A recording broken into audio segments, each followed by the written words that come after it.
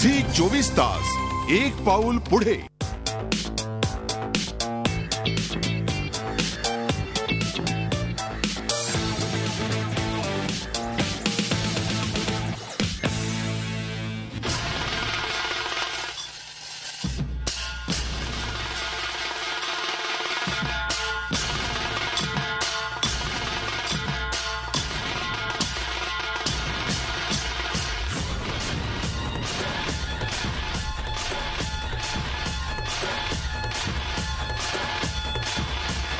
वाजले 6 गंमत पहा असं म्हणत श्रीमंत दामोदर पंत पुन्हा एकदा आपल्या भेटीला आलेले आहेत आणि ते आता माझ्या शेजारी उभे आहेत आणि त्याचबरोबर दिग्दर्शक केदार शिंदे आहेत.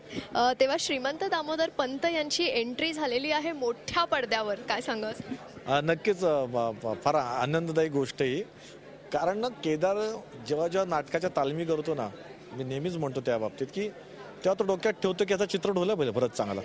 हे डोक्यात ठेवून असतो, म्हणजे आम्ही नाटकाची तालीम करतोय तो स्वतःच म्हणायचं बा ह्याच्यावर चित्रपट पण चांगला होईल ना, त्या डोक्यात ते ठेवलेलं असतं ना, ते आता त्याला उपयोगी पडते. आज त्याचे प्रत्येक कार्यक्रम, प्रत्येक नाटकांचे शो जेव्हा चालू असतात त्यातून ठरवतं की याचा चित्रपट होईल. आणि आज त्याचे जेवढे हिट नाटकं आहेत त्याच्यावर ते चित्रपट येत आहेत आणि चांगले लोकांपर्यंत पोहोचतात, लोकांना आवडतात. त्यापैकी श्रीमंत दामोदर पंत आहे, जे नाटक लोकांच्या घराघरात पोहोचलं आहे. आज सगळ्यांना उत्सुकता आहे ना की नक्की काय असेल चित्रपट, का पाहावा आम्ही थिएटरमध्ये जाऊन. तर माझं म्हणणं आहे की नक्की पाहावा, कारण नाटकात कसं एका घरापुरतं ती मर्यादित स्टोरी होती, त्या घरातल्या लोकांपुरतं ते होतं. बाहेर माहीत नव्हतं की 6 नंतर यांच्या घरात काय चाललंय ते. आता तो दामोदर पंत बाहेर पडतो 6 नंतर, मग काय होतं बरं. तो वाडा जो आहे पूर्वीचा दामोदर पंतांचा वाडा, त्याची आता चाळ झाली. मग चाळीतले जे काही 7-8 फॅमिलीज आहेत ते पण तयार होतात 5:30 नंतर 6 साठी सज्ज होतात. आणि मग एक ती टिपिकल वाड्याची झालेली चाळ, त्याच्यानंतर मग पेशवाई वाडा होतो. या सगळ्या गोष्टींना विचारात होत्या केदारच्या, ज्या त्याला समोर मांडायच्या आहेत. त्या मांडण्यासाठी चित्रपट हा एकच मुख्य पर्याय होता आणि त्याने त्याचा पुरेपूर वापर केला आहे. मुळात दामोदर पंत कोण आहेत, काय आहे, ते काय होते. नाटकात फक्त कसं थोडं एक 2 निवेदनमध्ये त्याचं विश्लेषण यायचं, पण चित्रपटात आम्ही दाखवतोय की नक्की काय दामोदर पंत होतं आणि ते 6 वाजता काय येतात, त्यांच्या काय इच्छा राहिल्यात, का चाललंय सगळं 6 नंतर येणं आणि मुलाचा आजोबा होणं वगैरे. तर सगळ्या गोष्टी त्यांनी ह्या चित्रपटात दिल्या आणि अर्थात धमाल करत करत ह्या गोष्टी लोकांपर्यंत पोहोचवल्यात असं मला वाटतंय. दामू असो, अण्णा असो, श्रीमंत असो, गाजलेली व्यक्तिरेखा आहेत ह्या सगळ्या. आणि त्याचबरोबर हे नाटक सुपर डुपर हिट होतं आणि आता सिनेमाच्या रूपात खरं तर प्रेक्षकांसाठी एक वेगळी मेजवानी आणतोय केदार शिंदे. हो, अजून किती आहेत रे आपली नाटकं? बरीच आहेत ना आपली, एक काढूया आता. मला काय वाटतं माहिती आहे ना की हा ट्रेंड मी नाही केलाय सुरू. तू नीट बघितलंस किंवा लोकांनी पण विचार करावा. लंडनमध्ये किंवा अमेरिकेमध्ये जी नाटकं सादर होतात, मग ते लायन किंग असो, शिकागो असो, माउसट्रॅप असो अथवा प्रोड्युसर्स असो, मी जे बघितलेली नाटकं होती त्यांचे सगळ्यांचे सिनेमे झालेत. म्हणजे त्याही तिकडे दिग्दर्शकांना काहीतरी गोष्टी अशा असतील की ज्या सादर करता आल्या नसतील. त्यांच्याकडे तर प्रगत आहे रंगमंच, मग आमच्याकडे 30 फुटाचा रंगमंच, त्याच्यावर पार पावसाळ्यात भिजलेला, किती त्याचे हाल अपेष्टा असलेला सेट आणि खूप मर्यादा आहेत सगळ्या गोष्टींच्या. आणि मग मी जेव्हा श्रीमंत बसवत होतो तेव्हा मी भरतला नेहमी म्हणायचो, आम्ही जेव्हा नाटक बसवत होतो तेव्हा, श्रीमंत घरात येतात ते ठीक आहे रे, पण घराच्या बाहेर आले तर काय. तर मला असं वाटतं ना, ती जी कल्पना आहे ना ती मूळ तेव्हाच आहे आणि त्याचा आता एक वटवृक्ष झालेला आहे. कार्यक्रम सुरू होण्याची वेळ समीप आलेली आहे. कृपा करून चुकू नका. फटके खायची ताकद नाही आता. अप्पा, चल दारूला. दिवस आठवले असतील ना की त्यावेळेला म्हणजे ते नाटक सादर करताना किती धमाल मजा यायची आणि आता शूटिंगच्या वेळेला काय फरक जाणवला? हा नक्कीच. नाटकाची एक धमाल मजा वेगळी होती, कारण आम्ही रोज तालमी करायचो आणि तालमीत एक गोष्टी उलगडायच्या. जसं केदार काही लिहून आणायचा, मग त्यावर डिस्कस व्हायचं आणि मग तालमीत आम्ही काय गोष्टी घडत गेल्या की आम्ही आमचं भरपूर हसायचो. चित्रपटात पण तीच एनर्जी होती.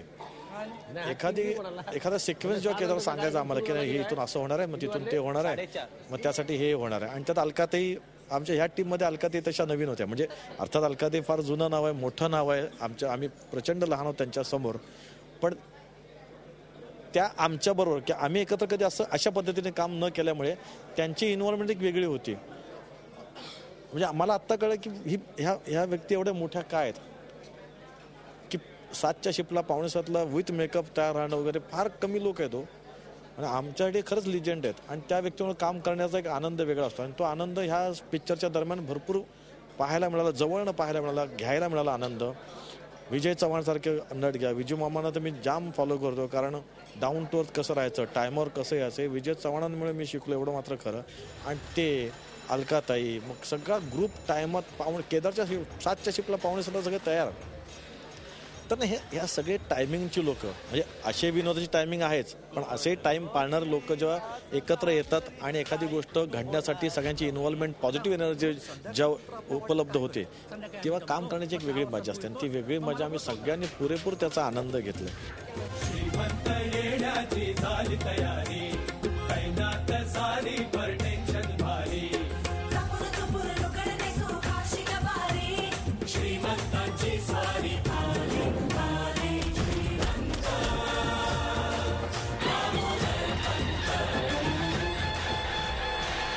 मला दामोदर हवाय.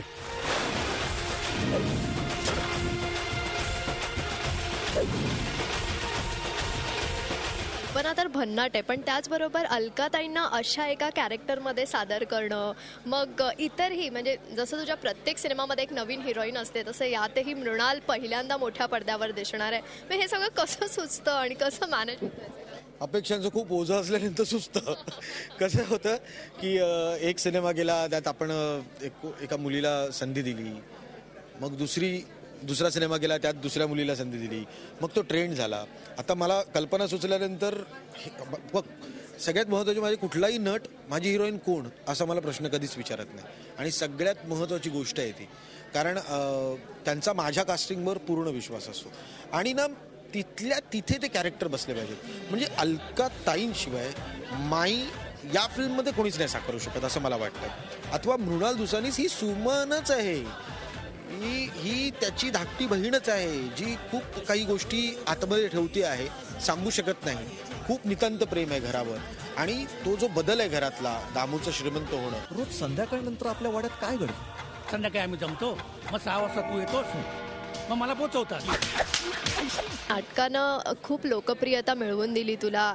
त्याचबरोबर या नाटकातले बरेच सीन्स आहेत, तुझा डान्स आहे, गोड गोजिरी हे गाणं आहे. तेव्हा जाता जाता प्रेक्षकांसाठी 1-2 ओळ फक्त गोड गोजिरी.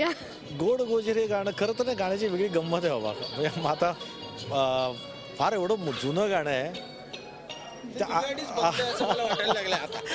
असं आलं की ते गोड गोजिरी नाटकात पण आहे. दामोदर पंतात जेव्हा ते गाणं आलं आणि त्यात केदार बोलला तू ऑफबीट कसं नाचून दाखवशील मला दाखव आणि आम्ही त्या पद्धतीने आम्ही काय ते वेडेचाळे केले होते आणि ते हिट झालं. चित्रपटात पण गोड गोजिरी येतं पण ना त्या पद्धतीने येत नाही. मी सांगणार नाही की ते कसं येते कारण खरंच तुम्ही चित्रपट पहा, केदारचं कौतुक कराल कारण प्रत्येकाला असं वाटतं की गोड गोजिरी माझ्या नाटकात होतं आता आम्हाला पिक्चरमध्ये बघायला मिळेल तर ते बघायला मिळेल पण ते तुम्हाला शॉकिंग असेल का रे काय वापर केला नाही गोड गोजिरीचा. हां तर ते एक सरप्राईज आहे मला असं वाटतंय कारण प्रत्येकाला असं वाटणार आहे हा गोड ते दिसते पोस्टरला असा नाचला म्हणजे गोड गोजिरी आहे नाही पण ते कधी कुठे का नाचतोय आणि तर काय कशासाठी आणि केव्हा झटकन का आलं ते हे एक मला असं वाटतं की ते सरप्राईज आणि ते लोकांनी ते थिएटरमध्ये येऊन पाहावं नक्कीच आवडेल कारण तो जर्क आहे बारीकसा की अरे बाबा आईचा असं होईल तुम्हाला. नक्कीच हा सरप्राईज आपण सरप्राईज ठेवूया आणि आमच्याशी इतक्या आपुलकीने बोललात त्याबद्दल खूप खूप धन्यवाद. Thank you very much. ते पुन्हा एकदा वेळ झाली का छोट्याशा ब्रेकची कुठेही जाऊ नका, पाहत राहा झी24 तास. झी 24 तास एक पाऊल पुढे.